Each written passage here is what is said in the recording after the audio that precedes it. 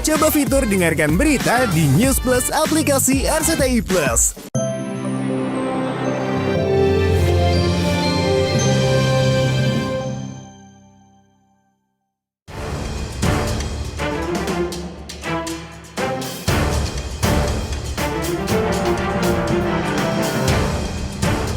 Ben Joshua mendadak ingin mengakhiri hidup.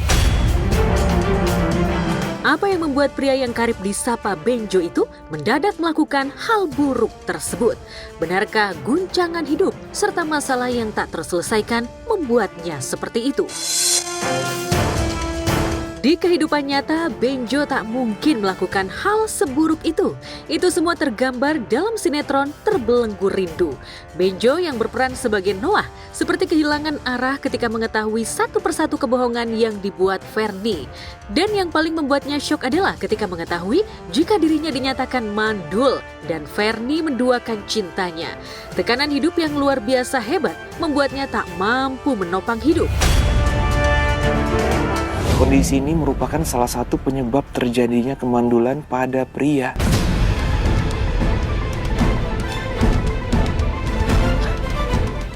Dia itu yang bikin dia shock berat itu karena dia tahu anaknya yang selama ini dia pikir anak dia, ternyata anaknya Fernie dan selingkuhannya gitu kan. Jadi semalam tuh memang benar-benar bromance banget, dan yang tadinya gue tuh nggak nangis karena memang di skenario gue nggak nangis, nggak ada disuruh juga gitu, but kesentuh banget sama Noah.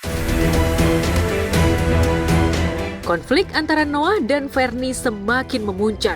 Satu persatu kejahatan Fernie terkuak.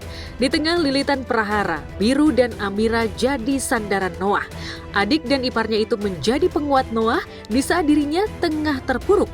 Maaf Amira membuat Noah kembali bangkit hingga siap memberikan bukti-bukti kejahatan dan perselingkuhan Fernie kepada Biru.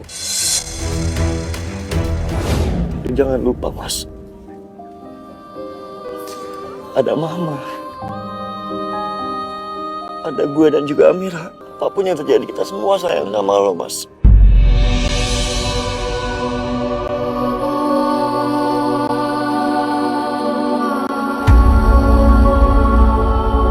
Kamu tahu dengan siapa Fernie berselingkuh? Dia selingkuh dengan almarhum suami pertama kamu, Aditya. Bayang gak sih dia bucinnya parah kayak gitu, tapi ternyata istrinya hamil dari laki-laki lain. Dan yang lebih parahnya dia selingkuh sama almarhum suaminya Amira. Biru sama Amira datang nolongin, ya nggak jadi meninggoy dia.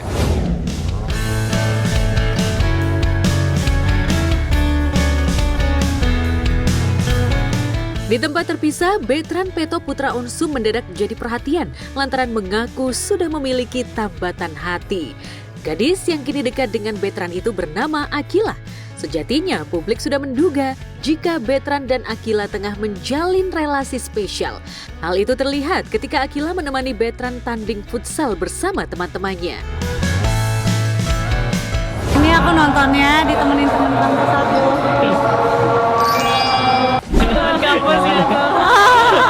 Kita lagi nonton Onyo bola.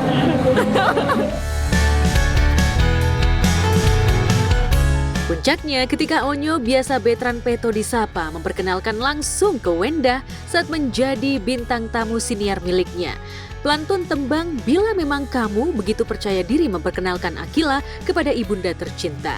Bukannya marah atau melarang, justru Wenda merasa terharu. Nih banyak komen netizen katanya kalian pacaran, emang bener? Coba dijawab dong. Gimana? Aku boleh ngomong gak tapi? Sudah. Yap. Wah. Iya akhirnya. Aku terada terharu karena kayak akhirnya anak aku udah gede ya Tuhan gitu.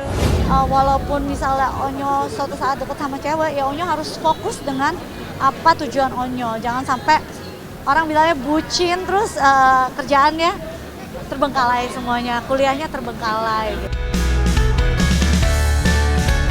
Usianya sudah genap 20 tahun, putra sulung Ruben Onsu dan Sarwenda itu mulai berani menggandeng seorang wanita. Sejatinya Wenda tidak pernah melarang sang putra untuk memiliki pacar. Lantas bagaimana dengan Ruben Onsu? Awal ketemu tuh pas Benjo. Oke, terus Ya kalau misalnya aku sih dari kemarin sih aku udah bilang, dia mau deket sama cewek, dia mau pacaran, dia kadang juga nanya kok, Bun cewek ini cakep gak Bun, ini cewek ini, dia sering ngomong gitu.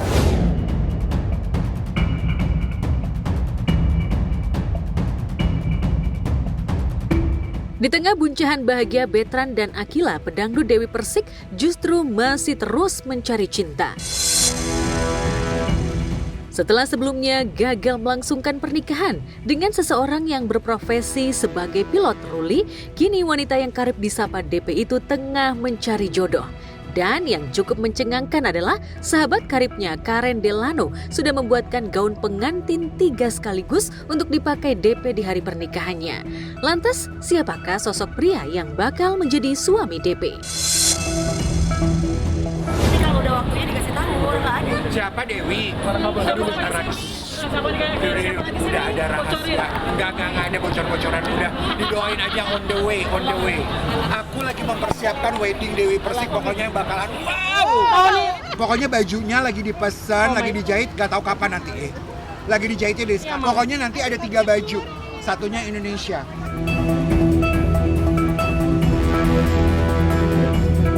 Perjalanan cinta DP memang tak selaras dengan karirnya di industri hiburan tanah air. Bercerai dengan Saiful Jamil hingga sempat memanas dan akhirnya menjalin relasi spesial dan menikah dengan Aldi Taher. Namun sayangnya pernikahannya dengan Aldi hanya seumur jagung dan akhirnya bahtera rumah tangganya karam. 8 tahun hidup sendiri, akhirnya DP membuka hati untuk Angga Wijaya, pria yang sempat menjadi manajernya. Namun sayangnya pernikahan itu kembali kandas dan bercerai di tahun 2022. Dan yang terakhir dengan Ruli, ia kembali gagal. Lantas benarkah kegagalan tahun lalu dengan Ruli membuat DP semakin selektif untuk mencari jodoh? Enggak. Udah setahun yang lalu kan udah bubar. Alasannya nggak jodoh. Nggak sevisi misi ya Bun ya. Kabar bahagia. Nggak ada pasangannya gimana? Nggak ada, lagi sibuk kerja, saya nggak ada pikirin itu. Apa yang membuat DP sulit mendapatkan jodoh? Benarkah sosoknya yang dikenal kerap memantik kontroversi, membuat para pria di luaran sana memilih mundur teratur? Atau justru DP yang terlalu selektif dalam urusan pasangan hidup karena selalu gagal? Lantas, untuk kali ini, adakah kriteria seperti apa yang bakal menjadi suami DP? Pasti doakan dapat laki-laki yang soleh. Amin. Nanti kalau aku dapat laki-laki yang soleh, kalian yang senang semua. Ya nanti aku tunggu aja Idul Adha deh ke rumah ya. Ya udah. Ya.